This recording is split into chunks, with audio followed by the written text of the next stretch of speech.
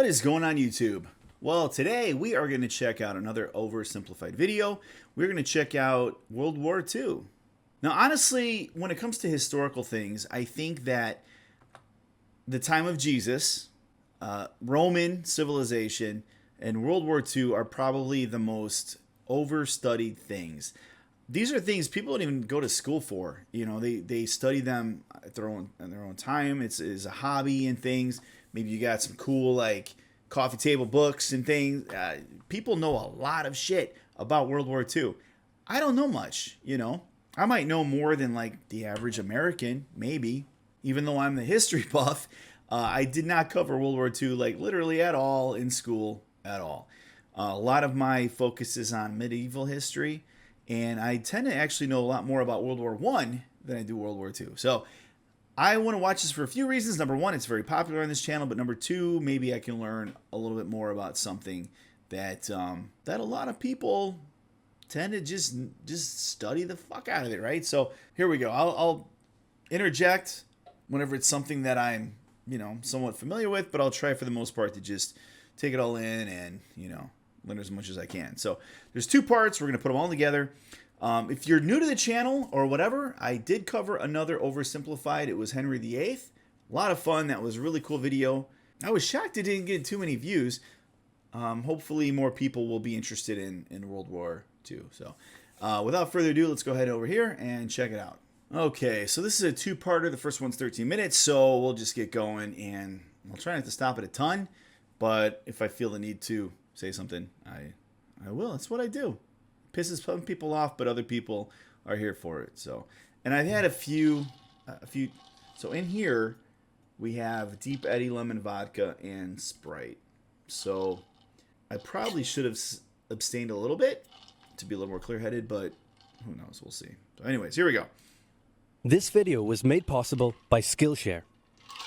Churchill was a man with many talents. He was an artist, a butterfly enthusiast, and he had an unpublished manuscript about aliens. Clearly, he was a man with an insatiable thirst for knowledge. Maybe he could have loaded up his computer and logged onto Skillshare, an online learning community with more than 19,000 classes in design, business, technology, and more. Perhaps he was considering a side career in fashion, but didn't know where to start. On Skillshare, he would find courses in fashion design and garment construction. Can I just stop here real quick and say, this is what I want to do. This is truly what, like, in my channel, I'm sorry to say, like, I'm just going to come out and say it. Reactors, they're the bottom feeders of YouTube. They just are. They really, I've had a few drinks, so I don't want to fucking say it. But, like, here I am, I'm like, I want to do a video. I've been wanting to do a video on the Crusades forever. Like, my own informative video with this, right? With illustrations and things like that. And I almost thought about doing it today, you know? Then I sat down and I'm like, I'm just going to react to one. You know what I mean? It's so much easier. God, I shouldn't be saying all this. But you see what I'm saying, right? I want to do what this guy does. I really do. I've done some original videos. I think they're pretty awesome. But they don't tend to get a lot of views. So go back through my channel, see some of my original stuff. Let me know what you think. But this guy's awesome. This guy's awesome. But that's why people react, because it's very little effort, and you almost... I gotta shut up. All right. He wanted to learn app design, improve his photography, or just how to make a really good quesadilla. He would have found courses for all of these and more on Skillshare. Skillshare gives you access to high-quality classes taught by genuine experts working in their field. I work heavily with animation, and I was genuinely blown away by the number of really useful courses available to me. Like this class full of tips and tricks for creating vector art, or this one for creating character walk cycles. For an annual subscription, Skillshare is under $10 a month. And if you'd like to try it out first, then I've got a deal just for Oversimplified viewers. The first 1,000 people to use this link, which can be found in the description, will get their first 2 months of Skillshare for just 99 cents. Be sure to try it out using the link in the description and learn something new today. Now, without further ado. It's 1902. A young man by the name of Benito Mussolini moves from Italy to Switzerland to avoid military service.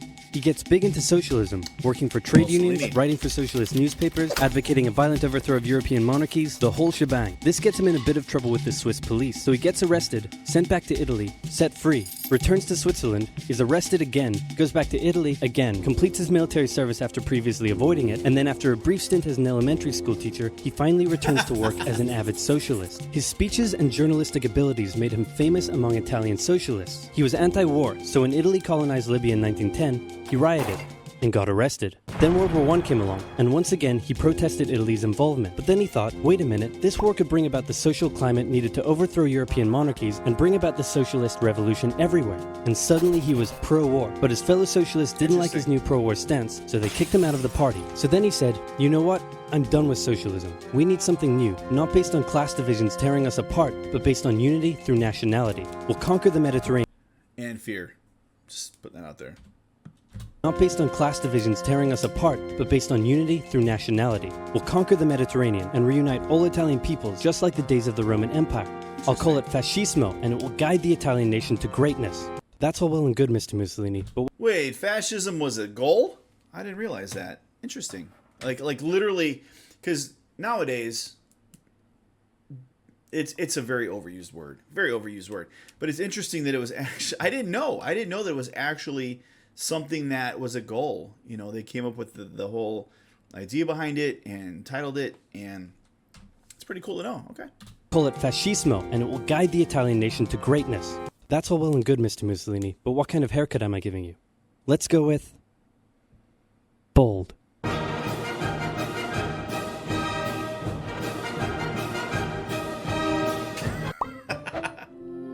This guy's awesome, man. It's so good. Okay, I'm glad he's going all the way back to like Italy had been on the winner's side in World War I, and they hoped they were going to get a lot out of it, but in the end, they only got a little, and they felt cheated. On top of that, a bad economy and weak governments meant that the Italian people were a little unhappy. So when Mussolini came along and said that he could fix everything, his fascist movement gained a lot of support. In 1922, he went to the king and said, make me prime minister, or I'll make me prime minister. And the king said, you and what army? This army. This army. Fair enough. Then he went about establishing a dictatorship with himself at its center. Europe had its first fascist dictator. Next up, Germany. I like how he put that with a vein right there, right? Okay, so let's just... okay, I'm trying not to talk a lot, but I'm going to talk about what I know. So it's interesting, fascism is deeply centered around nationalism, and that's pretty much, it sounds like that's basically the extent of his plan, right? He wants to make sure that, you know, unite a people. Okay, let's back up a little bit. You got capitalism, right, where people are just they're playing the game to get the goods and services and lifestyle that they deserve, right? But then you have other types of government that would alter that and kind of say, listen, okay, if you want to reap the benefits of society, you basically have to fall within this group, right? And sometimes to do that, you have to give people a sense of unification and then give them a need to contribute. Otherwise, people would just, especially nowadays, they just wouldn't contribute. People talk about socialistic utopias and things. Who the fuck out of these basement dwellers are going to be contributing anything, right? So you have to get all of these people to contribute in a way. And holy crap, I'm drunker than I thought. So the comments will be riddled with people correcting me, which I bring it, right? I need it, right? Because I don't even know what the fuck I'm saying. But what I'm getting at is the reason why fascism surrounding a lot of it is fear and control, right? You have to, if you have a group of people who have to contribute, you know what? We'll just keep going. Never mind. This army. Fair enough. Then he went about establishing a dictatorship with himself at its center. Europe had its first fascist dictator. Next up, Germany. Germany had been on the loser's side, and they got absolutely wrecked by the Treaty of Versailles. They lost territory, had to demilitarize the Rhineland, had to reduce their army to just 100,000 men, couldn't have an air force, had to pay the Allies a huge amount of money that it didn't have, and a new rule was established that every Englishman withheld the right to walk into the center of Berlin, pick out any German they wanted, and spank the hell out of them. I made that last one up, but it helps you understand how all this felt to Germans. On top of that, a bad economy and weak governments meant that when a small angry man with a silly mustache came along and said that he could fix everything, the German people loved it. Hitler had been a soldier. Oh my God, I'm so glad he put it that way. Okay, so let's back up really quick to pre-World War I, okay? Germany was doing very well. Very, very well. If you wanted the top-notch education, you went to Germany. You went to Germany to get it. You know, they were basically ahead of everybody as far as like technology, as far as just a lot of things. So they were kind of at this point, well, I say at this point before World War One, kind of used to being the upper echelon. Like Germans were like, that's where it's at, you know. And then World War One came along, and that was just a goddamn mess. Let's just be honest. It was a total mess. There was a lot of propaganda, a lot of things. And then when they lost the war, they basically got slaughtered in the Treaty of Versailles. Like, absolutely slaughtered. To the point where they were just, not only were they economically broken, they were financially, but also in the world stage. They were just the kid in the corner with the dunce cap that you could walk over whenever you want and just beat the fuck out of them with a yardstick. You know, that's just kind of how they were. They were just the world's villains. They were the world's scumbags. And it went on for years. And after a while of living in Germany and just your currency is just garbage, you're struggling to even eat, you're starving. But in the back of your mind, you know that Germany used to be the cream of the crop. Like, you know, you used to know it. Like, it was just something that was just ingrained. Kind of like the whole American thing. Like, Americans get lost in this whole fantasy that we are just, like, when it comes to the world stage, we are just the shit, right? And that's how they felt, even though they're being dragged through the mud and things like that. So all it really takes is somebody to step up and be like, listen, guys, don't listen to them. I got all the answers, and we're going to fix this. You're not going to be starving anymore. Instead, we're going to be back on top again. So that was a huge part to Hitler's rise. I do know that. So let's all this felt to Germans. On top of that, a bad economy and weak governments meant that when a small angry man with a silly mustache came along and said that he could fix everything, the German people loved it. Hitler had been... That's why people say, like, how in the hell could Germany commit all those atrocities? Well, that's the reason, you know? Think about it this way, really, and I promise, guys, this is like my soapbox and I'll move on. If tomorrow you lost your Wi-Fi, your ability to go shopping, your ability, you know, all of the infrastructure and things that you enjoy and know are just gone, right? And you are living day to day, you're starving half the time, you just don't know what's going on. And there's a guy that shows up and says, listen, I'm gonna restore everything the way it was, but even better. How many of these younger folks would commit horrible things to make that happen? Just a thought, you know, something to think about, right? Angry man with a silly mustache came along and said that he could fix everything, the German people loved it. Hitler had been a soldier during World War I, and he was crazy patriotic, and nobody was madder than him about Germany's humiliation. He helped start a new political party, and in 1923 attended a march on Munich with his boys. Munich march, and then he got arrested. But his popularity grew and grew, and in 1933, the president made him chancellor. He believed he was Germany's great destined savior, and he went full megalomaniac, establishing a dictatorship with himself at its center. Europe had fascist dictator number 2. Hitler and Mussolini had a lot of the same ideas, but more importantly, they had the same enemies, and they started to get along. Anyone else want to be friends? Franco? No? You good? I do. Nah, man. Who's that? It's Japan, and they've taken over northern China. Let's rewind a bit.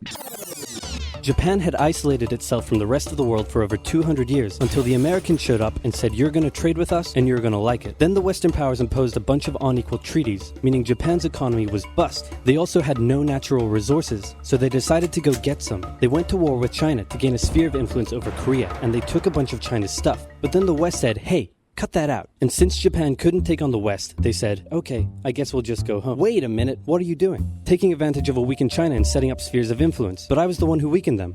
We know. And you guys didn't let me have anything. We know. That seems unfair. We don't think so. Okay, see ya. So Japan thought, screw this, and went to war with Russia, and stunned everyone by actually winning. Then they fully annexed Korea, but they didn't stop there. In World War I, they took Germany's colonies and islands in Asia, and then in an incident that was maybe staged by the Japanese army, a bomb blew up a Japanese train in Manchuria, giving them an excuse to launch an invasion and take over. So here's the situation. Wow. Nazi Germany, fascist what the Italy, hell was and that? Japan... What the fuck was that? Okay, wait a minute. To launch an invasion and take over. So here's the situation. What is that? All right. Nazi Germany, Fascist Italy, and Japan all believe they're racially superior, all feel hostility towards the Allies, and all want to militarize and take over more stuff. And so they did. Let's start with Germany. Hitler hated the Treaty of Versailles, and now he was ready to begin undoing it. In complete violation of the treaty, the first Luftwaffe squadrons were set up, conscription was introduced, and he pimped up his army. The Allies did nothing. Wait, what the fuck was that? I mean, I know who that was. What the hell's his name? Exhibit? Yeah, it was Exhibit. Just popping up. What the fuck are you doing, dude? The squadrons were set up, conscription was introduced, and he pimped up his army. The Allies did nothing. Oh, pimp your ride. Pimped up his army. Pimp your ride. That's what that was. Okay. I should not have drank before I did this. Oh my god. Luftwaffe squadrons were set up, conscription was introduced, and he pimped up his army. The Allies did nothing. Then Hitler sent his army back into the demilitarized Rhineland, giving orders to immediately retreat if the Allies showed up. The Allies did nothing. With his military re-strengthened, he could now move on to step 2. He wanted to rapidly increase the Aryan population, and to do so, he needed Lebensraum, or in other words, he would have to take over the world. But for now, a good portion of Europe would do, and he began eyeing up his neighbors. The Allies finally started to get worried, so they implemented a fairly useless diplomatic strategy called appeasement, and it went a little something like this. Hitler would say, "I want that thing," and the Allies would say, "You can't have that thing." "Okay, you can have that thing, but no more." "I want that thing." And repeat. In 1938, Hitler's army marched into Austria and just took it, with no resistance. Boom, this is Germany now. Next, he demanded to be given the Sudetenland, an area of Czechoslovakia with many ethnic Germans. The Allies held a meeting with Hitler in Munich and said, "Look, we're going to give you what..." "Hang on, this meeting is about my territory. Shouldn't I come to the meeting too?" No. "Anyway, we're going to give you what you want." "Really?" "Yeah." "Just like that?" "Yep." "What's the catch?" "Just sign this piece of paper promising you won't invade the rest of Czechoslovakia." "Okay." Then Chamberlain returned home victorious, waving his signed piece of paper in the air, declaring crisis to be averted and the continuation of world peace, and we built a statue of Chamberlain in his honor, and every day on the 30th of September we celebrate Chamberlain Day. Hitler's invading the rest of Czechoslovakia. What? He's invading the rest of Czechoslovakia. Jesus, that's fucking hilarious. Okay. I'm learning a lot. Oh, God. So... Hitler's invading the rest of Czechoslovakia. What? He's invading the rest of Czechoslovakia. Oh. Oh. You lied to me. What do you expect?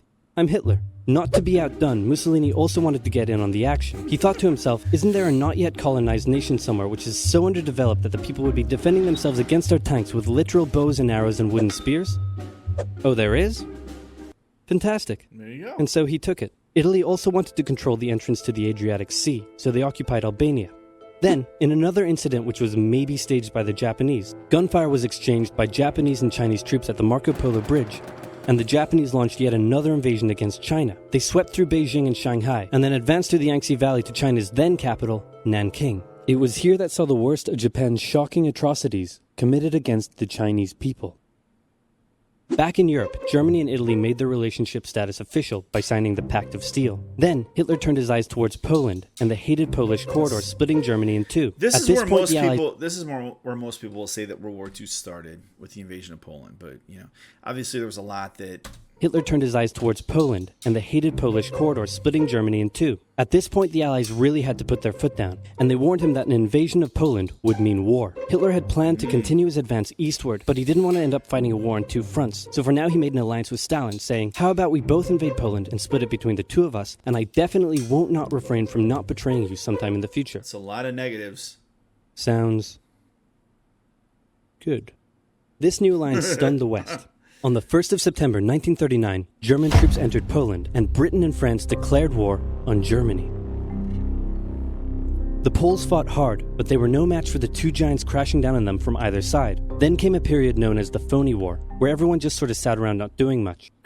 The French had launched a small invasion into the Saarland, but they maintained mostly defensive positions, and after a while decided to just turn around and call it a day. Speaking of France, the French were still super proud of their victory in World War I, and they hadn't really moved on from it. They still used horses, they dispatched messages by motorbike instead of using radio, orders from the commander-in-chief were usually pretty vague, and the troops were rarely inspected.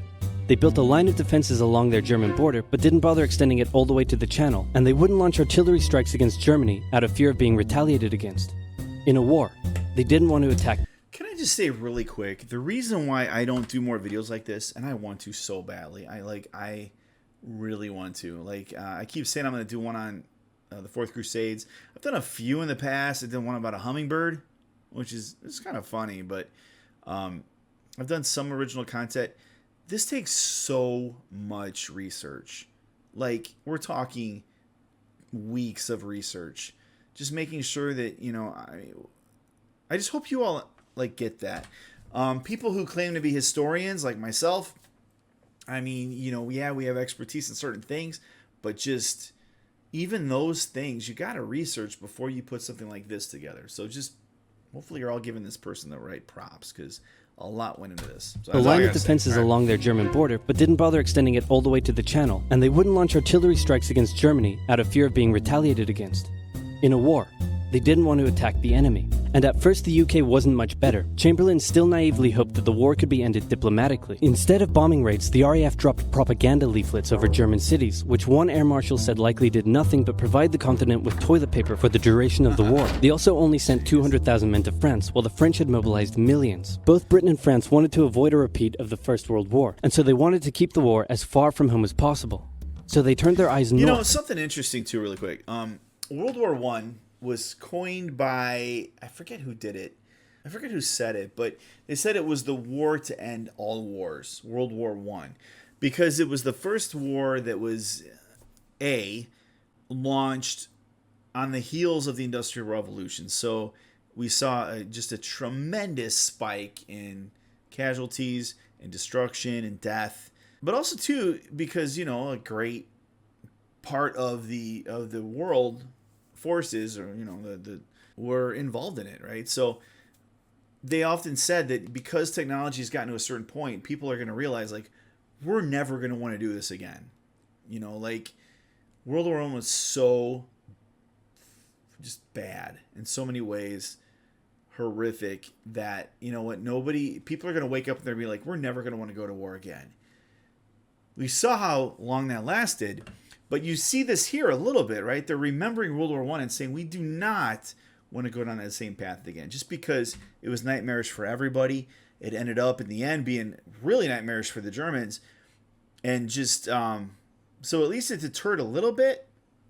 But of course, we all know that it didn't last long. So 100,000 men to France, while the French had mobilized millions. Both Britain and France wanted to avoid a repeat of the First World War, and so they wanted to keep the war as far from home as possible. So they turned their eyes north, towards Norway. Neutral Sweden was exporting iron ore to Germany through neutral Norway. Really? So the Allies asked them if they could please stop exporting iron ore to Germany, but this request was refused. Then the Soviet Union attacked Finland. So the Allies said, how about we land troops in Norway and move them across Sweden to go help out your good pal Finland, and along the way maybe take control of all your airfields. But Norway and Sweden still said no. So the UK mined the waters around Norway to force any transport ships into international waters, and they also attacked a German tanker they found in the area. Well, it's also interesting too, I think the whole battle with the Bismarck happened in Norwegian waters. So, yeah, I don't know. I don't think that's that. Maybe it's later. I don't know when it happened. But the whole idea of the German Bismarck, I know it happened in this area.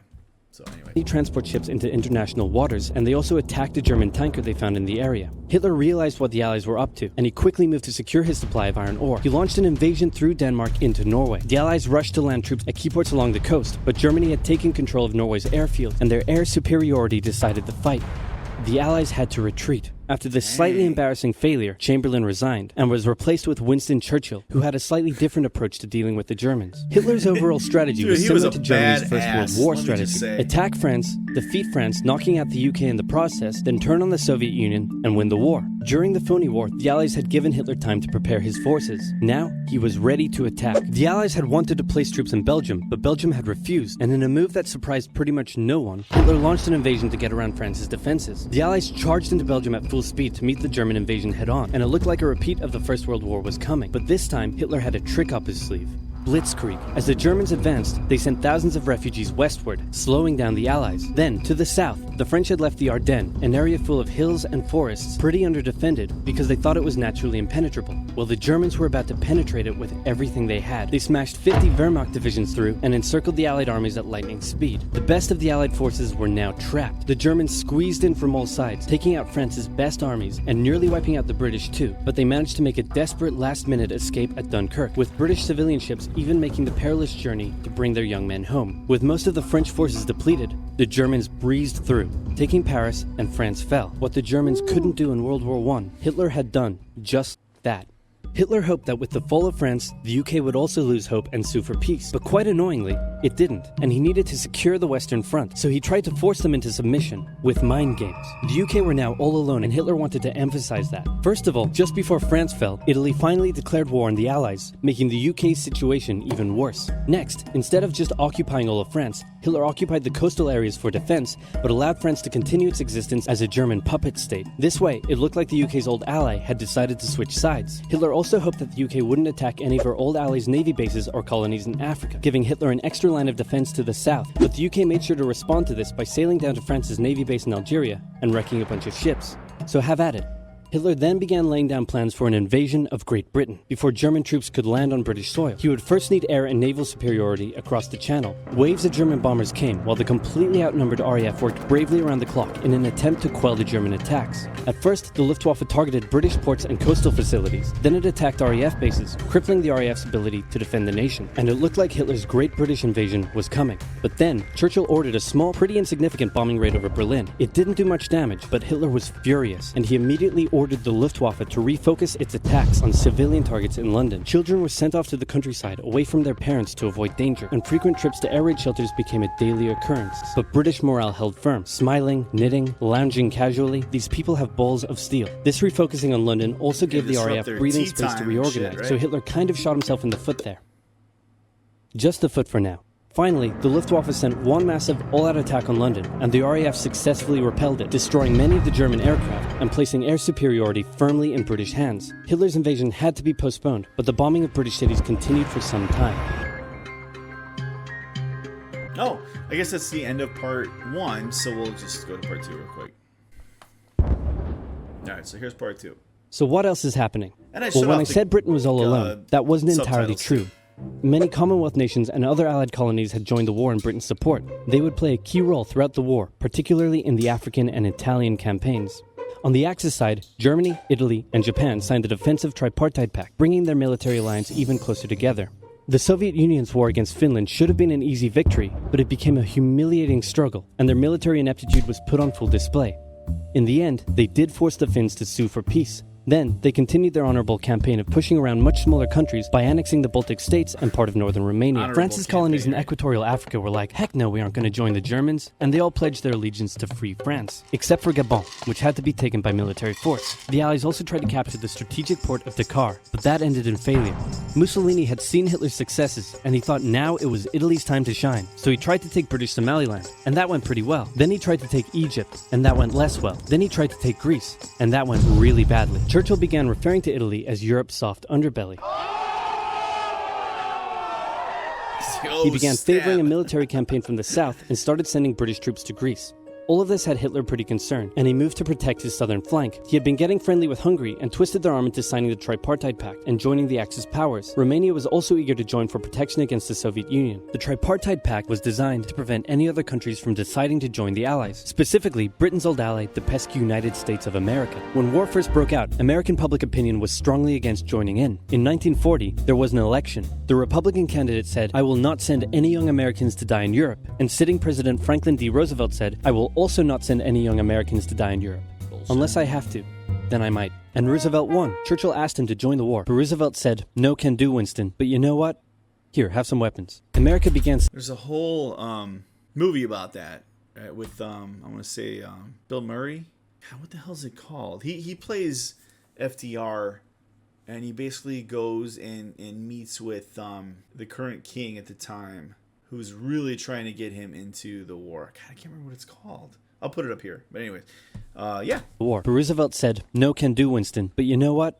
Here, have some weapons." America began supplying the Allies with food and munitions. But there was one problem. Comes in. German U-boats were sinking thousands of Allied supply ships in the Atlantic, including American ones. If the Germans could sever Britain's supply line, the UK would starve. Throughout the war, the Allies had to come up with better technology to fight the U-boats. Improved radar, aircraft with longer range, better weaponry and convoy tactics. At one point, a man even called a meeting and said, "Pykrete, you take some wood, you take some ice, you put them together, you get pykrete." And then he pulled out a gun and shot some wood and it shattered. And then he shot some pykrete and the bullet ricocheted off it and hit someone else in the conference room. Then they tried to make a Pykrete aircraft carrier, but that idea was scrapped because that's a really dumb idea. In the end, Alan Turing and his team of codebreakers cracked Germany's Enigma code, and the U-boats gradually became less and less of a threat. Back in Africa, Britain decided to push Italy out of Egypt. Hey, that was pretty easy, so they kept going. Hitler realized he was going to have to finally step in and do something. He went to Bulgaria and Yugoslavia and said, hey, I'm going to move troops through you to get to Greece, so either join us or, be invaded. Bulgaria opted to join them. Yugoslavia opted to be invaded. Then Greece finally fell to the joint German-Italian invasion. The British had moved troops from North Africa to fight in Greece, which helped Rommel and his tank divisions push the British back to Egypt, and they could have kept going, but a small, mostly Australian force held out under siege for 8 months in Tobruk, denying the Germans a strategic port city and disrupting their supply line. Despite having some success in the Middle East, the British didn't seem like any real threat for now. Hey, Soviet Union, look out! With 3 million troops, Hitler launched the largest ground invasion in history, and Stalin was far from ready. Both Churchill and Roosevelt had warned him of an impending attack, but he dug his head in the sand and the Soviets didn't stand a chance. Germany made staggering progress, with huge encircling movements capturing mind-boggling numbers of Russian troops. 250,000 at Bialystok, Minsk, 300,000 at Smolensk, nearly 700,000 at Kiev, and again at Vyazma and Bryansk. Leningrad was put under a siege that would last an insufferable 4 years. The invasion of Russia had been Hitler's main ideological goal from the beginning, and his hatred for the ethnic peoples there was now unleashed in all its fury. The Eastern Front of the Second World War was brutal for all that endured it. The Germans were now inside of Moscow, and that's it. It's all over. But then it happened. It got cold. Stupid cold. Hitler had hoped the Soviets would give up before winter, but they kept fighting. His commanders came to him and said, can we please dig in for the winter and wait until spring? No, keep going. But oil is literally freezing inside our vehicles. That's fine, keep going. We're having to leave the corpses of our frozen horses by the side of the road so we can still find our way in the snowdrift. Perfectly normal. Keep going. Hitler hadn't given his millions of men winter clothing and supplies because he thought he really should have won by now. Then, Stalin called in troops from the Siberian front, specially trained to fight in the extreme cold, and the Germans were no match. They were now being pushed back. They had no choice but to dig in and wait for winter to end. Don't fuck with Russia during the winter. Germany's victories were staggering, and Japan was eager not to miss the victory bus. Their war in China had come to a standstill, but they wanted to keep expanding their sphere of influence and getting those sweet, sweet raw materials. They began making plans to expand southward, but there was a problem. Southeast Asia was heavily colonized by America and Great Britain. It was also full of ocean. Ocean meant naval combat, and there was no way the Japanese Navy could stand up to the US and the UK. So they thought, wouldn't it be nice if we could destroy their navies before we begin our conquest? And so it was. On December 7, 1941, the Japanese launched a surprise air raid on the US Pacific Fleet at Pearl Harbor and inflicted a huge amount of damage. They also attacked British colonies in Southeast Asia. Roosevelt had no choice but to declare war on Japan, and so did Churchill. Hitler then declared war on America, even though he totally didn't have to. The attack on Pearl Harbor seemed like a big Japanese victory, but they didn't attack any of the naval repair yards, fuel storage tanks, or the submarine base, meaning the Pacific Fleet would be up and running again pretty soon. In the meantime, though, the Japanese were able to begin their conquest. They took Guam, the Gilbert Islands, Wake Island, Hong Kong, and the Philippines. They forced Thailand to join them so they could march their troops through to Malaya. They swept through Singapore, North Borneo, the East Indies, New Guinea, the Solomons, and they were now threatening northern Australia and the borders of India. Japan's victory had been as staggering as the Germans, and it reinforced the Japanese idea that this was a divine war which they were destined to win. But their victories had been based on speed, not power, and power would eventually catch up with them. For now, though, in all occupied nations, the people suffered. Persecution, forced labor, harsh punishments for any who spoke out against their occupiers. In Europe, the Nazis were rounding up ethnic minorities and other unwanted groups and individuals. In particular, millions of Jewish people would suffer through the terrible events of the Holocaust. Brave resistance movements rose up in defiance of their invaders, while the people held out for hope. And hope was coming. Winter was over, and Hitler could continue his push eastward. But this time, he switched up his strategy. He wanted to focus on the south. His plan was to cut off the Russian armies in the Caucasus, an area full of oil, and then invade the Caucasus and take all the oil. His forces moved across the north with ease, and Hitler got cocky. He rerouted the 4th Panzer Army south early, leaving the 6th Army to complete the encircling movement alone. To do so, the 6th Army had to reach and take the key Soviet city of Stalingrad. The Russians defended it fiercely, and Stalingrad saw some of the harshest fighting of the entire war. The Soviets held up the German advance for 5 months as they battled in the war-torn city, which bought them valuable time. When the Germans had first launched their invasion a year earlier, the Soviets had moved their factories to the east. Those factories had been building a butt-ton of tanks and aircraft and getting the Soviet army up to scratch. Now, it was ready. Stalin gathered his new and improved forces around the city, and in an attack that resembled Hitler's own encirclement tactics, they began surrounding the 6th Army. Hitler's commanders came to him and said, "Hey, maybe we should retreat, but Hitler said, no, you stay. The entire 6th Army was trapped and had to surrender. With complete air superiority, the Soviets started pushing westward. For Stalin, it was a resounding victory. For Hitler, an absolute catastrophe. Things also weren't looking too good for Hitler elsewhere. With America now in the war, Allied bombing over German cities reached devastating levels. In Africa, the British had pushed Rommel back again. Then they were pushed back again, and finally, after a decisive battle at El Alamein, and with American and British troops arriving in the west, the Germans and Italians were squeezed out of Africa. Japan was also already seeing its rapid success being turned around. They attempted to take the island of Midway, but the US Navy was ready for the attack, and they sank Japan's carrier. Actually, they sank a lot of them. It was a battle from which the Japanese Navy would never recover. British, Indian, and Chinese troops held the line in the harsh jungle terrain of Burma, and the Japanese suffered losses in the Solomon Islands and New Guinea. They began to realize they were not invincible. With the Axis out of Africa, the Allies had to decide their next move. Churchill still wanted to attack from the south, while the Americans preferred a full sea invasion in northern France. All right, said the Americans, we'll do it your way. Allied forces successfully landed in Sicily and began moving north. They also carried out bombing raids over Rome. The thing was, many of the people in Sicily had relatives living in America, and they greeted the American troops quite warmly. With the war reaching home territory, most Italians just weren't that into it, and Mussolini was suddenly very unpopular. He was voted out by his own fascist Grand Council and was toppled from power. Italy immediately began negotiations for surrender. Hitler wasn't surprised and had already sent reinforcements southward. In an operation he ironically called Operation Axis, German troops quickly disarmed Italian troops in the north. The Allies continued fighting the Germans up through Italy, but then winter set in, meaning mud, and everything slowed to a halt. All right, said the Americans, let's do it our way as well. Germany had made itself a lot of enemies, and millions of Allied troops had been gathering in England as factories worked around the clock producing the war material needed for... Like I said, a Wikipedia screenshot because I'm lazy. Again, do you realize like what went into this video? I mean, it's absolutely staggering.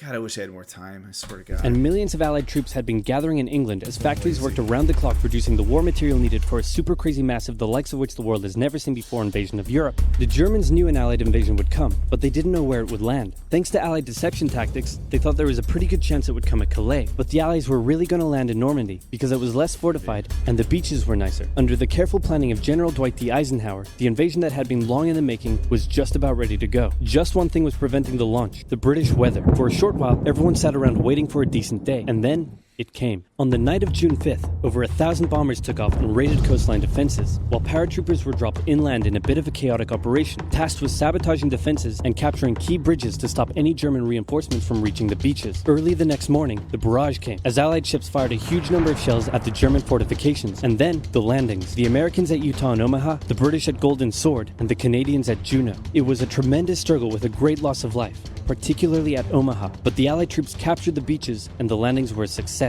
Then they began their movements inland. They took the port of Cherbourg and the city of Caen. The Americans moved south to capture Brittany. Then, in a massive disaster for the Germans, British and Canadian troops from the north and Americans from the south trapped the German 7th Army in a near wipeout encircling movement. In August, Allied troops landed in the south of France to little resistance. On one beach, all they found was a Frenchman handing out champagne. Paris was liberated and the Germans were pushed out of France as the Allies entered Belgium. In the Far East, the Allies started to push the Japanese out of Burma, as the Americans launched a two-pronged offensive in the Pacific. In the south, General MacArthur led the push to liberate the Philippines, while General Nimitz... Like, how French is that, right? You have... your country's been screwed for a while, right? And you're just in the middle of all of it. Then you have Allied troops landing in the area, and you're just there handing out champagne to anybody.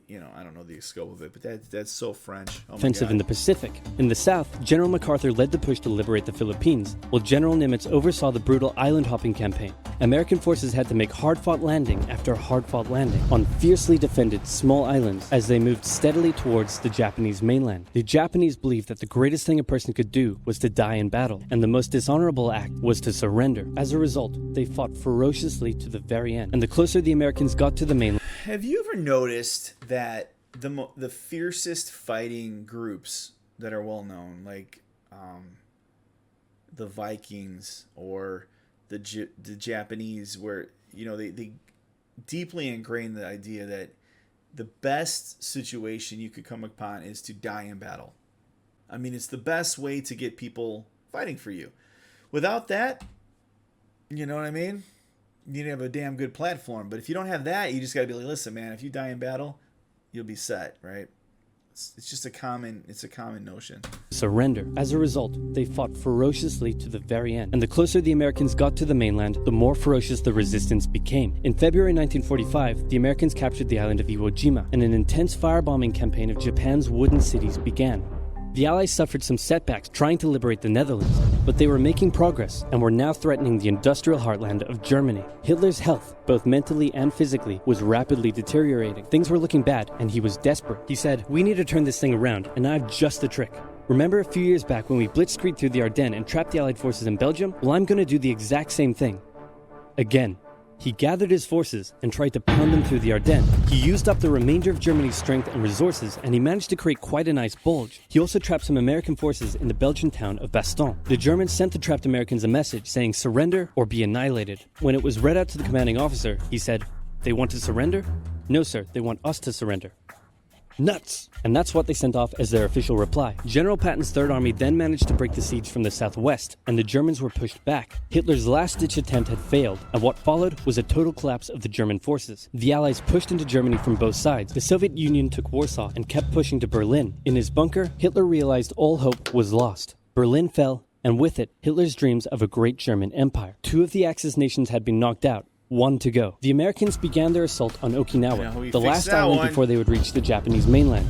The desperate Japanese fought hard, launching kamikaze attacks on the US ships. The citizens of Okinawa suffered through the terrible fighting, but in 2 months, the island was captured. The Allies now had to make a choice. Either continue the devastating struggle up the Japanese mainland, or they could try to coerce the Japanese into surrendering now. In July, the first successful atomic bomb test took place in New Mexico, and the destructive weapon was ready for use. America and the UK were also seeing the Soviet Union not so much liberating as occupying its captured territories, and so they wanted to put on a show of force. On August 6th, the A-bomb fell on Hiroshima.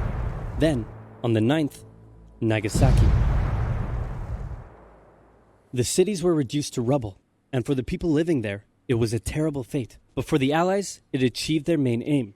In September, the Emperor announced Japan's surrender, saying the war situation has developed not necessarily to Japan's advantage. After 6 years, war was finally over. The Allies occupied Japan for 8 years. The Emperor was allowed to keep his position, but General MacArthur made sure this picture was printed in the Japanese press, to display to the Japanese people that their Emperor was not the divine, powerful being they had believed. Germany was divided between America, the UK, France, and the Soviet Union. In 1949, the Allied sectors were united into West Germany. The Second World War had been more terrible and destructive than the first. In its aftermath, two major superpowers with two very different ideologies had come out victorious, and the tension between the two of them would create a new kind of Berlin Wall. A very, very cold one. Yeah. Wow, Churchill, that looks just like me. And your app is doing really well. And this quesadilla you made is to die for. How'd you learn to do all this stuff? I used the link in the description to get 2 months of Skillshare for just 99 cents. Wow, tell me more. Okay.